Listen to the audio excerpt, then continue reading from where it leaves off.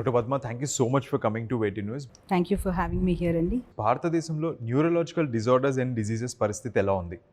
ఒకటి ఏంటంటే భారతదేశంలోనే కాదండి, ప్రపంచవ్యాప్తంగా కూడా న్యూరలాజికల్ డిసీజ్ మీద గత 50 ఏళ్లలో చాలా మార్పులు జరిగాయి. అంటే ఏంటంటే అంతకుముందు కూడా మనకి ట్రెడిషనల్గా అన్ని పక్షవాతాలు, ఎపిలెప్సీ, హెడేక్స్ ఇవన్నీ ఎప్పుడు చూసే ప్రాబ్లమ్స్ అయినా కూడా వాటిలో జరిగిన రీసెర్చ్ వల్ల, వాటిలో వచ్చిన బ్రేక్ త్రూ కొన్ని మెడికేషన్స్ వల్ల చాలా advances in diagnostic and therapeutics వల్ల చాలా మార్పులు జరిగాయి.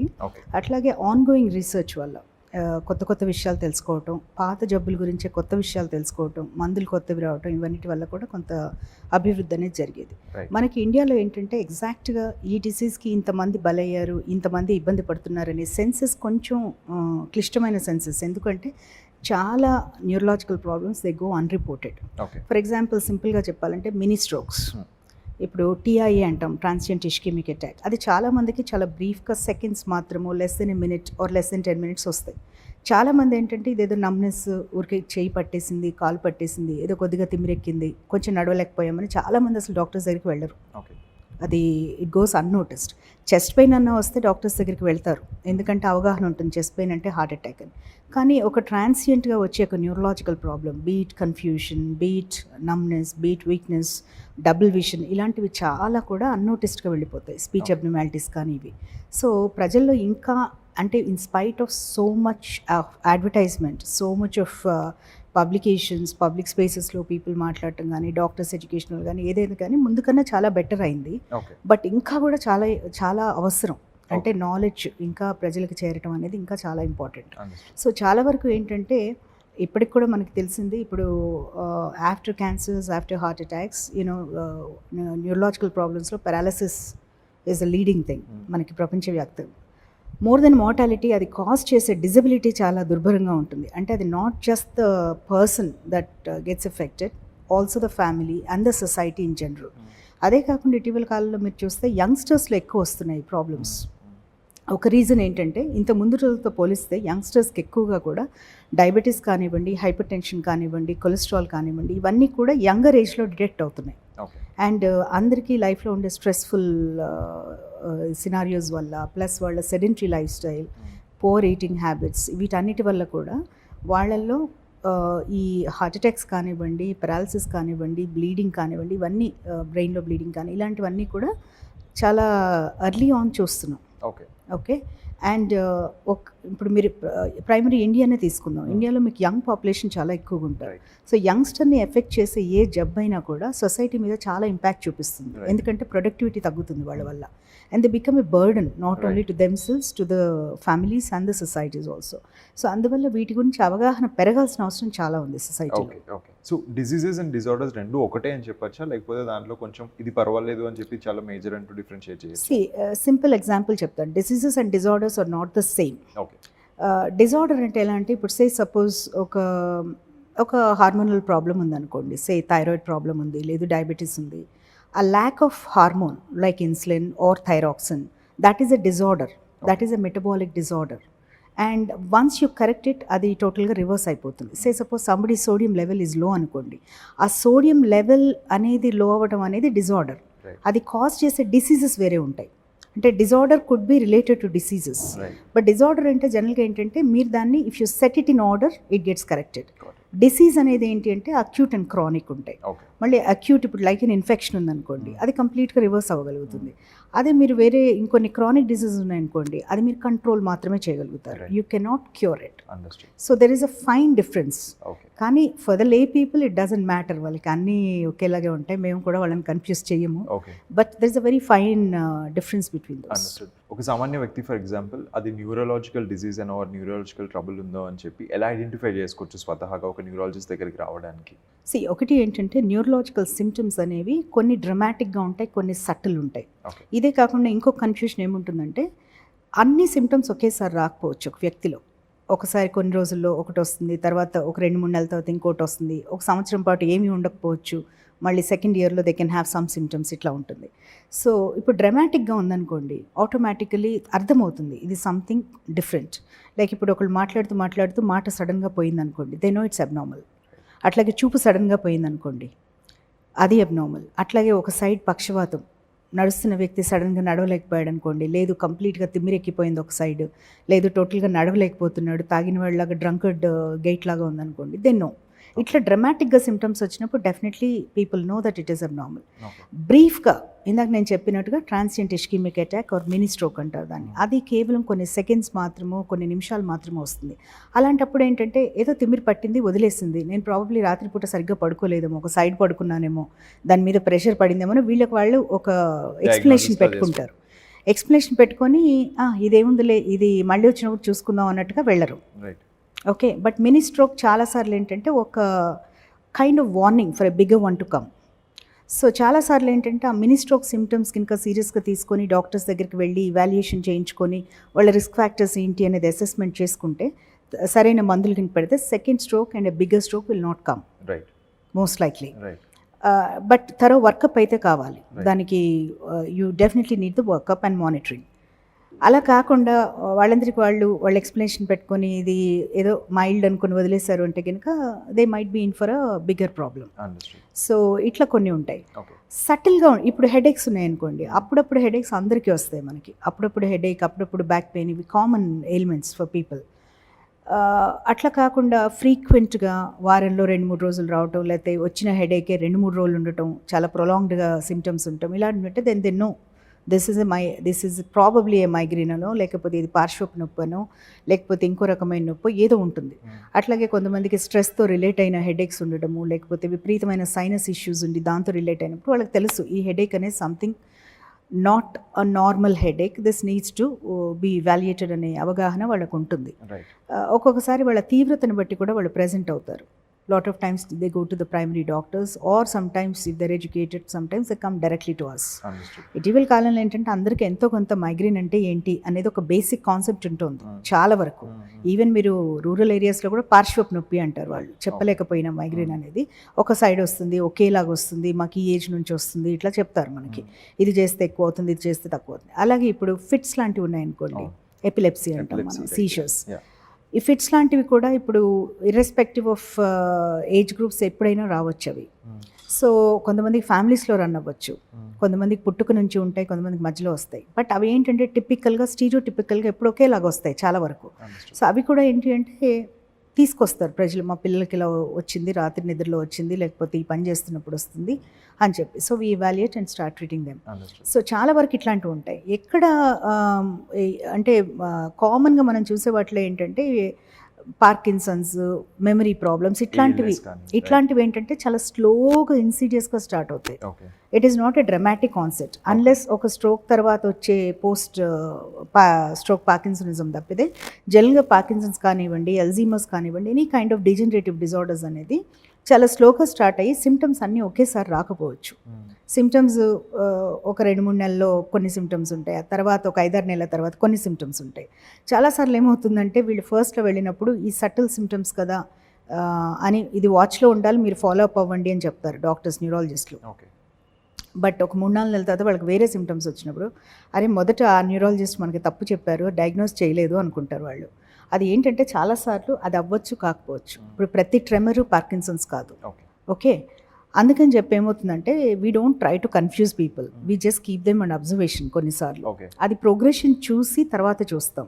ఎందుకంటే ఇనీషియల్ ఆన్ కొన్ని ప్యూర్లీ క్లినికల్గా చేసే డయాగ్నోస్లు ఉంటాయి, కొన్ని అడ్వాన్స్డ్ టెస్ట్లు చేయొచ్చు. Not everybody can afford that and it may not be required in every case.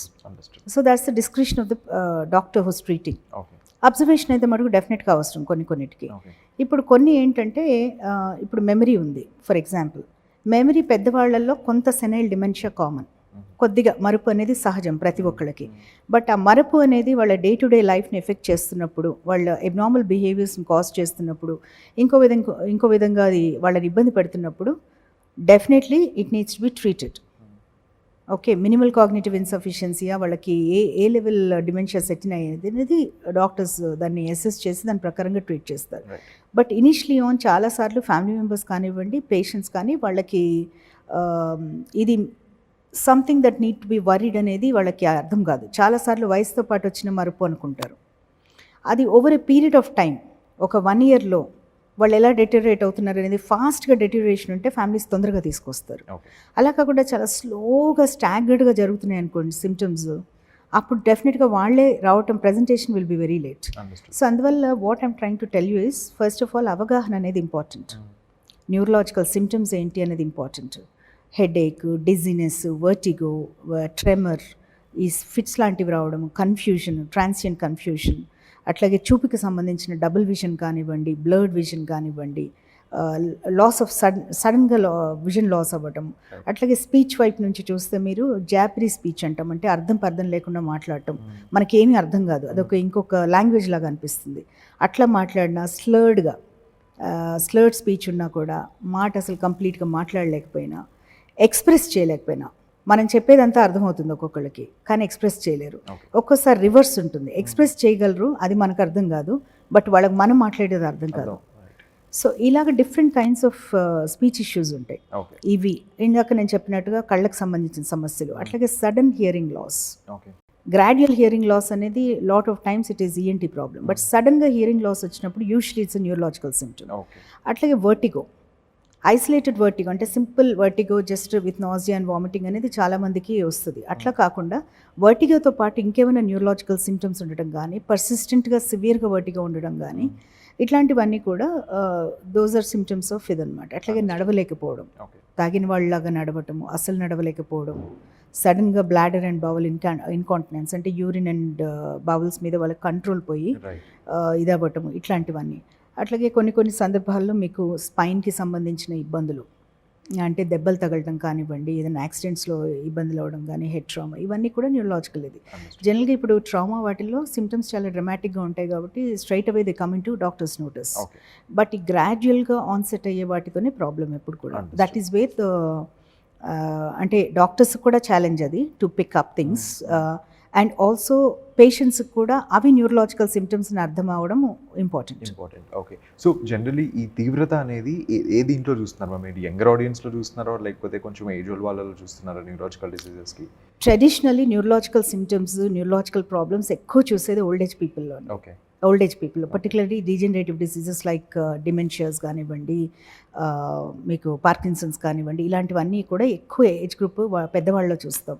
Even paralysis కూడా పెద్దవాళ్ళల్లోనే. ట్రెడిషనల్గా you see more in older people, but ఇటీవల కాలంలో నేను ఇందాక చెప్పినట్టుగా యంగర్ పాపులేషన్లో కూడా ఎక్కువ చూస్తున్నాం.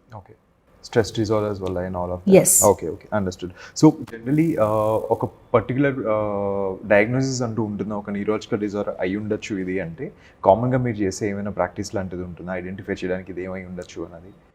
ఒకటి ఏంటంటే సింపుల్గా చెప్పాలి అంటే, మన బ్రెయిన్ అనేది ఒక మాస్టర్ కంప్యూటర్ అండి. Each part in a brain, in fact each cell in a brain does a specific function. ఆ స్పెసిఫిక్ ఫంక్షన్, ఆ న్యూరోనల్ సర్క్యూట్స్, ఇప్పుడు లెఫ్ట్ సైడ్ ఆఫ్ ద బ్రెయిన్లో ప్రాబ్లం ఉంటే రైట్ సైడ్ ఎఫెక్ట్ అవుతుంది, unless it's a brain stem ఇదైతే తప్పితే. అట్లాగే స్పీచ్ని effect చేసే ఏరియాస్ కొన్ని ఉంటాయి, హియరింగ్ ఎఫెక్ట్ చేసే ఏరియాస్ కొన్ని ఉంటాయి, నడకని ఇంపాక్ట్ చేసే ఏరియాస్ కొన్ని ఉంటాయి.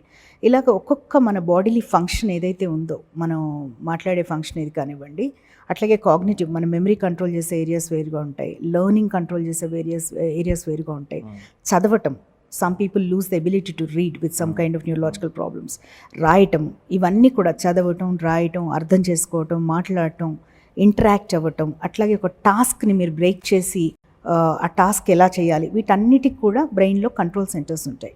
సో మేము చేసేది, we study neurology and we know exactly what are the areas that control that.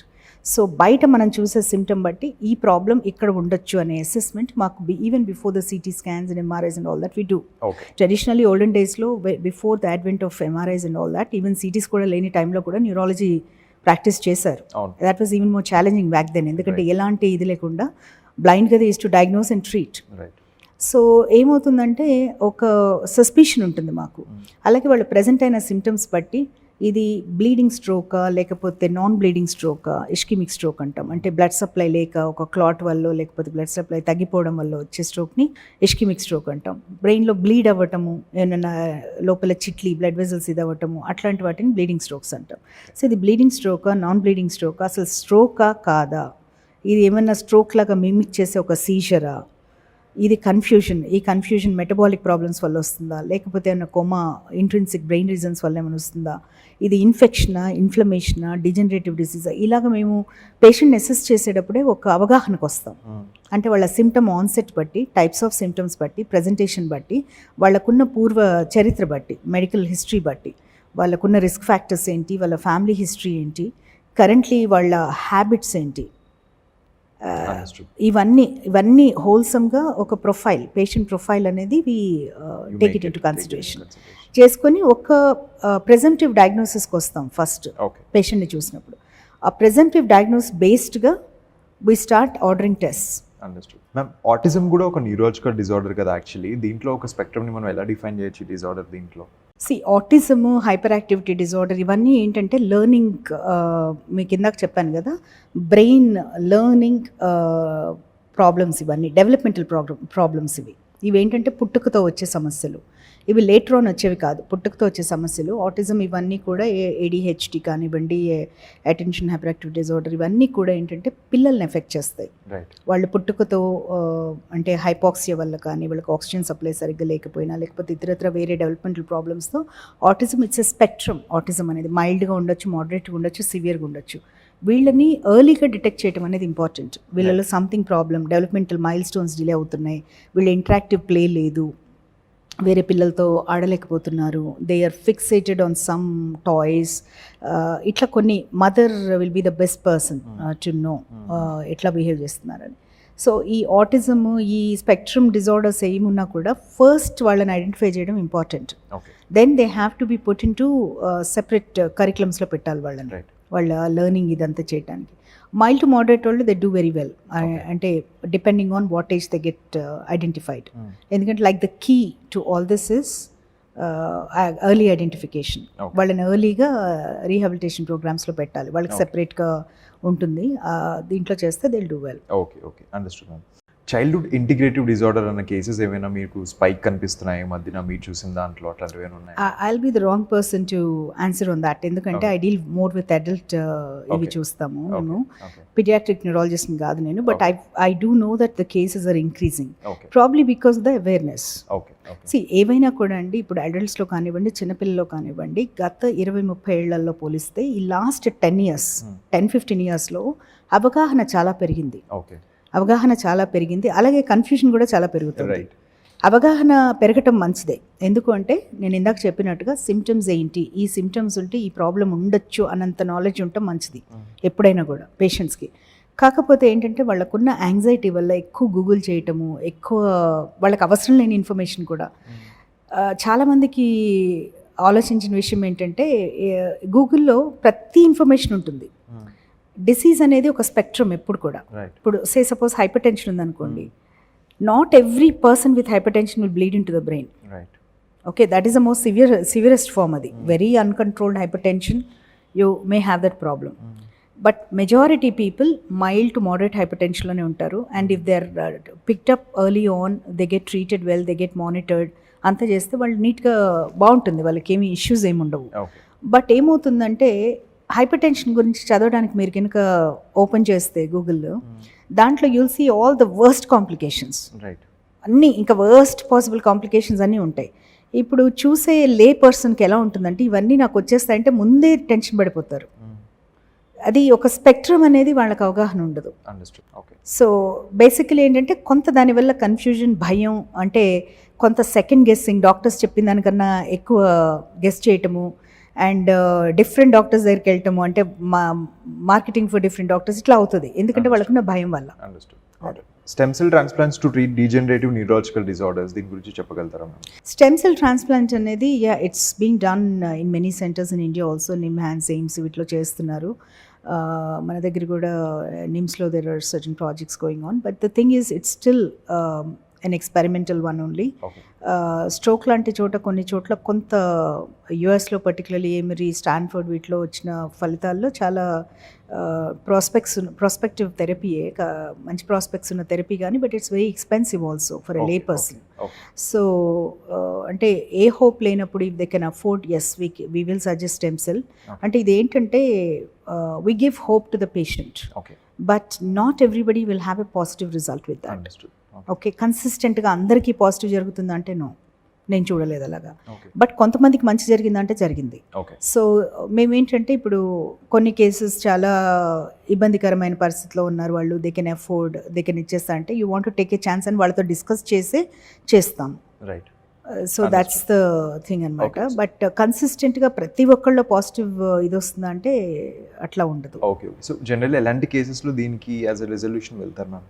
అంటే డిజనరేటివ్ డిసీజెస్ కొన్నిట్లో వెళ్తాము, అట్లాగే ఇప్పుడు వాస్కులర్ స్ట్రోక్స్ వాటిల్లో కొన్నిట్లో వెళ్తాము, అట్లాగే స్పైనల్ కార్డ్ డిజార్డర్స్లో కూడా కొంత ఇది ఉంటుంది, ఇట్లా డిఫరెంట్ డిసీజెస్లో చేయొచ్చు. Okay. Okay, understood ma'am. Migrants అనేవి కూడా common neurological disorders ma'am. Very common actually, most commonest so problem. చాలా మంది వాటిని మిస్డయాగ్నోస్ చేసి జస్ట్ ఒక టాబ్లెట్ వేసుకుని ఉండిపోతారు, అట్లా ఉంటుంది కదా. లాంగ్ టర్మ్ లో would this affect actually? See, migraine అనేది it's a very common problem, particularly in women. Okay, ఇది ప్రాబ్లీ 30-35 ఇయర్స్ తర్వాత వచ్చే అతి కామనెస్ట్ న్యూరలాజికల్ ప్రాబ్లమ్ ఇది, మైగ్రేన్స్ అనేది. మైగ్రేన్ అనేది ఏంటి అంటే first of all it's a very stereotypical kind of headache. అంటే ఎట్లా అంటే ఒకే కైండ్ ఆఫ్ హెడేక్ ఎప్పుడు వస్తుంది వాళ్ళకి, అంటే the patient herself knows బాగా నా హెడేక్ వచ్చేసిందని. ఎందుకంటే పార్శ్వపు నొప్పి ఒక సైడే వస్తుంది, ఏం చేస్తూ వస్తుందో వాళ్ళకి క్లారిటీగా తెలుస్తుంది, ఎలా రిలీఫ్ వస్తుందో అదన్నీ ఉంటాయి. దాంతోపాటు అసోసియేటెడ్ ఫీచర్స్, కొంతమందికి ఆరల్ సిమ్టమ్స్ ఉంటాయి. మైగ్రేన్ ఎప్పుడు డేంజరస్ అంటే ప్రొట్రాక్టెడ్గా డేస్లోకి వెళ్ళిపోతే some times it can go on to produce ischaemic strokes. Right. అంటే బ్లీడింగ్ లేని స్ట్రోక్స్ ఉంటాయి కదా, ఆ స్ట్రోక్స్ వచ్చే అవకాశం ఉంటుంది. బట్ డైమండ్ డజన్ మామూలు మైగ్రేన్స్ అయితే మటుకు మీకు పెయిన్ వల్ల వచ్చే ఇబ్బంది అండ్ ఆ పెయిన్ వల్ల మీకు కలిగే మీ జాబ్ వైజ్గా కానివ్వండి, ఫ్యామిలీ వైజ్గా మీ రెస్పాన్సిబిలిటీస్ మీరు డిశ్చార్జ్ చేయలేరు. ఇప్పుడు బాగా సివియర్ హెడేక్ ఉందనుకోండి, you'll not be able to give your best at work, your productivity is lost. That way yes, migraine is bad. But is it life threatening ante no, it is not life threatening. It only can become disabling and maybe life threatening when it goes on for several days. But oka 2-3 రోజులు అయ్యి వాళ్ళకి if they go on to have a stroke from it, yes, that will be bad. But otherwise diamond doesn't, అది disability produce చేస్తుంది డెఫినెట్గా, దానివల్ల ఇబ్బంది ఉంటుంది, pain వల్ల సఫర్ అవుతారు అయితే, కానీ లైఫ్ థ్రెటనింగ్ ఇదేమి ఉండదు regular migrants. Okay. Okay ma'am, ఒక హెల్త్ కేర్ ప్రొవైడర్గా మీరు అండ్ ఇంకొకటి ఏంటంటే migraine is a very easily treatable problem. చాలా మంది చేసే పొరపాటు ఏంటంటే మైగ్రేన్కి ఒక పెయిన్ కిల్లర్ తీసుకుంటారు, ఆ పెయిన్ కిల్లర్స్ వల్లే వాళ్ళకి ఇంకా ప్రొట్రాక్టెడ్గా హెడేక్స్ వస్తాయి, రీబౌండ్ హెడేక్స్ అంటాం వాటిని. సో మైగ్రేన్ కనుక ప్రాపర్గా డయాగ్నోస్ చేయించుకొని వాళ్ళు ఆ మైగ్రేన్ తీసుకోవాల్సిన జాగ్రత్తలు తీసుకుంటూ ట్రిగ్గర్స్ ఏంటో ఐడెంటిఫై చేసుకొని, ప్రెసిపిటేటింగ్ ఫ్యాక్టర్స్ ఏంటో ఐడెంటిఫై చేసుకొని వాటిని అవాయిడ్ చేస్తే they'll be fine. Understood, ma'am. Okay, so last question before we get into the other segment, man. Alzheimer's అన్న దాన్ని మనం ఎలా ఇది చేయొచ్చు, ఐడెంటిఫై చేయొచ్చు, and then what can be the cure for it on a longer this thing లో? See, first of all ఏంటంటే Alzheimer's అనేది clinical diagnosis. Okay, we may do scans and everything to rule out other problems. Right. ఇంకేమన్నా వీళ్ళకి vascular dementia ఉందా ఇలాంటివి ఏమైనా చూసుకోవడానికి scans అన్ని చేస్తాం కానీ, but primarily Alzheimer's is a clinical diagnosis. Okay. అల్జైమర్స్లో ఏంటంటే నాట్ జస్ట్ మెమరీ ప్రాబ్లం, వాళ్ళకి కాగ్నిటివ్ ఇష్యూస్ కూడా ఉంటాయి. ఓకే. నేను ఇందాక చెప్పినట్టుగా they will not be able to perform any chores on their own. ఇప్పుడు ఒక పని సపోజ్ మీరు ఒక రిటైర్డ్ పర్సన్ని బ్యాంక్కి వెళ్ళమన్నారనుకోండి, అది వాళ్ళు ఎప్పుడూ చేసే పని అయి ఉండొచ్చు ఇంతకు ముందు రోజుల్లో, బట్ పోయే కొద్దీ వాళ్ళకి ఏంటంటే బ్యాంక్కి వెళ్ళాలి, ఇంటి నుంచి ఎప్పుడు బయలుదేరాలి, ఎలా వెళ్ళాలి, అక్కడికి వెళ్ళిన తర్వాత ఏం చేయాలనేది ఒక బ్రేక్ డౌన్ చేసుకుంటాం మనందరం కూడా ఇన్ ఆర్ మైండ్స్. ఇప్పుడు ఇవాళ నేను 10 o'clock బ్యాంక్కి వెళ్ళాలంటే ఓకే, నేను 9 కల్లా నేను రెడీ అవ్వాలి, ఈ బస్ తీసుకోవాలి, లేదు ఈ కార్లో వెళ్ళాలి, ఇక్కడ దిగాలి, ఇది చెయ్యాలి, బ్యాంక్కి వెళ్ళిన తర్వాత ఈ పనులు చేయాలి, ఈ ఫామ్ ఫిల్అప్ చేయాలి, ఇట్లా మనం బ్రేక్ డౌన్ చేసుకుంటాం మనకు తెలియకుండానే.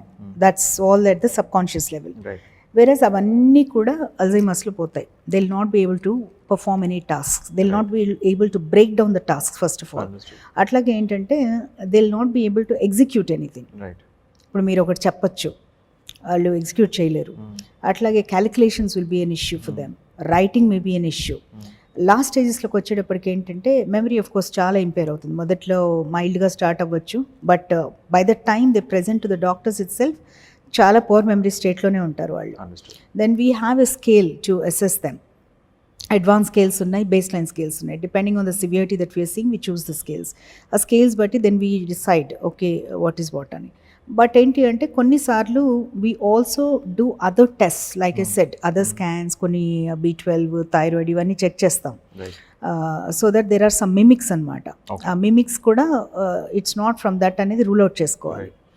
సో ఇప్పుడు గట్ ఫీలింగ్ మాకు ఇది అల్జైమర్స్ 100% అనుకున్నా కూడా we cannot be playing God, కాబట్టి we will definitely go by the book and rule out other things. And అవన్నీ చేసిన తర్వాత వన్స్ అల్జైమర్స్ అని డయాగ్నోస్ చేసిన తర్వాత ఫ్యామిలీస్ని ఫస్ట్ కౌన్సిల్ చేస్తాం. Because it is not just like people అనుకున్నంత ఈజీ కాదు to take care of a person like that. They need 24 hour attention, number 1. Number 2 fall precautions ఉండాలి వాళ్ళకి. నెంబర్ 3 వాళ్ళకి ఎప్పుడు కూడా చాలా ఇంట్లో అంటే ప్రెడిక్టబుల్ ఎన్వైరన్మెంట్ ఉండాలి. వాళ్ళ రూమ్ ఒకే పద్ధతిలో ఉండాలి, దాంట్లో ఇష్టం వచ్చినట్టు సరదకూడదు, ఇట్లా వాళ్ళన్నీ ఎడ్యుకేట్ చేస్తాం డే అండ్ నైట్ ఇవి. అట్లాగే వాళ్ళకి త్రూ అవుట్ ద డే వాళ్ళకి మెమరీ పెంచే గేమ్స్ కానివ్వండి, లాంగ్వేజెస్ నేర్పించడం, మ్యూజిక్ నేర్పించడం, ఇలాంటివన్నీ ఎవ్రీథింగ్ వి చేస్తాం. అట్లాగే కొన్ని రీహాబిలిటేటివ్ ప్లేసెస్ ఉంటాయి, డే కేర్ సెంటర్స్ లాగా. సో ఆ డే కేర్ సెంటర్స్ గురించి అవగాహన కల్పించడం, వాళ్ళని సపోర్ట్ గ్రూప్స్లో పెట్టడము, ఇదంతా will do it from our side. ఇవంతా చేసిన తర్వాత మెడిసిన్ వాళ్ళకి పెట్టడము, ఆ మెడిసిన్ తాలూకు సైడ్ ఎఫెక్ట్స్ ఇచ్చేయటము. అండ్ వేరే మెడికేషన్స్ కూడా అల్జైమర్స్ ఉన్న వాళ్ళకి వాళ్ళంతటికి వాళ్ళు వేసుకోకూడదు. It's family should give them, because వాళ్ళు మర్చిపోయి ఎక్కువ వేసుకోవటం లేకపోతే అసలు వేసుకోకపోవటం ఇలా అవుతుంది. సో అందుకని we cannot trust them with anything like I said. ఈ పని చేస్తారు అనేది మనం ట్రస్ట్ చేయలేం because of their impairment. So అందువల్ల we have to work on all those things as well. ఒకసారి అల్జైమర్స్ అని డయాగ్నోస్ చేసిన తర్వాత then we from time to time we monitor them. వాళ్ళకి ఓవరాల్గా వాళ్ళ న్యూట్రిషన్ ఎట్లా ఉంది, వాళ్ళ స్కిన్ కేర్ ఎలా ఉంది, వాళ్ళ ఫాల్ రిస్క్ ఎలా ఉంది, వాళ్ళకి అదర్ మెడికల్ ప్రాబ్లమ్స్ ఇంకేమైనా వస్తున్నాయి. ఎందుకంటే అల్జైమర్స్ ఉన్న వాళ్ళకి కూడా వేరే ప్రాబ్లమ్స్ ఉంటాయి కదా ఏజ్ రిలేటెడ్, అవన్నిటిని స్క్రీన్ చేయటము, ఇవన్నీ చేస్తాం. So many years into service and everything means simultaneously you've taken up a political career also, right? So how does it work, ma'am? Ante in the stressful life lo being into number of hours invest చేస్తున్నప్పుడు how did the political aspiration actually start for you? Political aspiration అని కాదండి. ఏంటంటే I have to tell you little bit of my childhood experiences actually. నేను before I got into medicine, నాకు actually మొదటి నుంచి కూడా civil సర్వీసెస్కి వెళ్ళాలి అనేది నా అంబిషన్ ఉండేది. My father is a civil servant, so ఆయన చూసి నేను సివిల్ సర్వీస్కి వెళ్ళాలనేది నాకు ఉండింది అంబిషన్. కాకపోతే back those days, medical service is supposed to be the best for women, dignified service anedi. So they didn't force me, but just out of my love and respect for my father, I decided to go into medicine.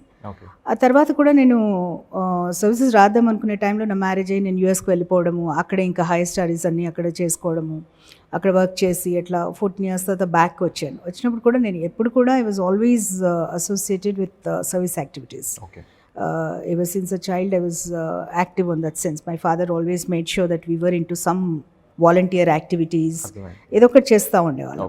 So అది back వచ్చిన తర్వాత నాకు I started out at the corporate hospital and నాకు I use to do a lot of medical camps చేసేదాన్ని.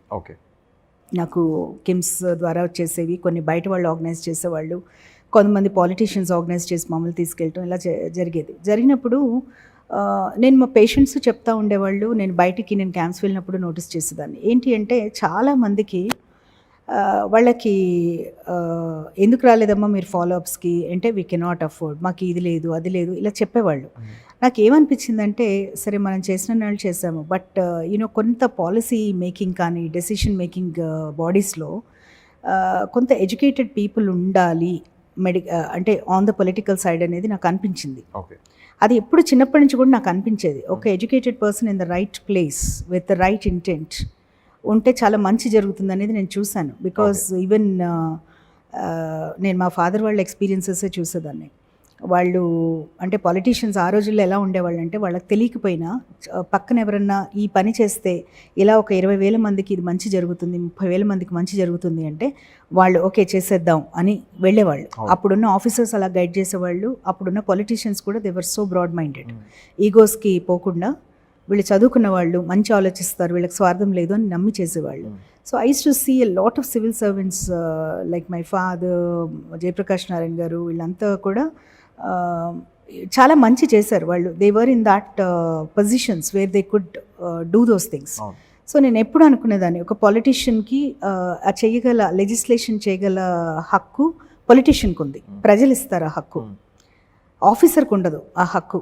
Legislation enact చేయగలుగుతారు, maybe execute చేయగలుగుతారు, కానీ చేయగలిగే హక్కు అనేది వచ్చేది ప్రజలు ఇచ్చిన హక్కు వల్ల వస్తుంది. అది చేసేది legislators.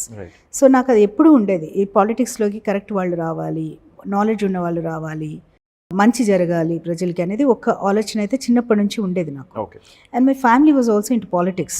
Lot of people in my family were also into politics. So వాళ్ళ ఎక్స్పీరియన్సెస్, వాళ్ళు how they could impact common persons life అనేది నేను చాలా దగ్గర నుంచి చూశాను.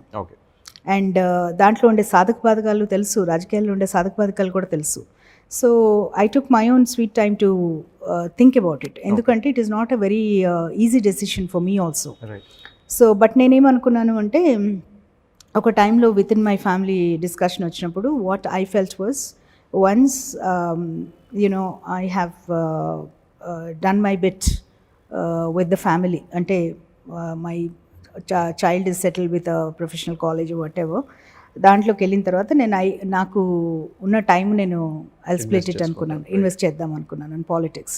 So that's how it happened అనమాట, to come into politics. So this was not like a overnight decision కాదు, ఏమీ కాదు. This was something that I harboured this thought ever since I was a child. But it only took some time, అంటే ఎప్పుడు రావాలి ఏంటి అనేది ఒక ఆలోచన ఉండింది. అండ్ నాకేంటి అంటే, నేను చెప్పాను కదా, లెజిస్లేటివ్ ఇది అనేది ఎప్పుడు కూడా ప్రజలు ఇస్తారు ఆ పవర్. పాలిటిక్స్లో ఉన్నప్పుడు మీకు ఆ పవర్ వస్తుంది, వేర్ యూ క్యాన్ ఇంపాక్ట్. ఇప్పుడు మీరు లెజిస్లేటరే కానక్కర్లేదు, in fact you are in some kind of position where you can impact on other politician also. You can talk to a politician and get them to think that this is a problem, this needs to be done అనేది ఒకటి చేయగలిగితే then you're successful in what you think అనేది. అది that's my thing. Okay. Dr. Padma, thank you so much Way to News వచ్చినందుకు. I hope you have a fantastic career as a service woman also, as well as a political aspirant also. Thank you so much. Thank you. I'm in love with Way to News.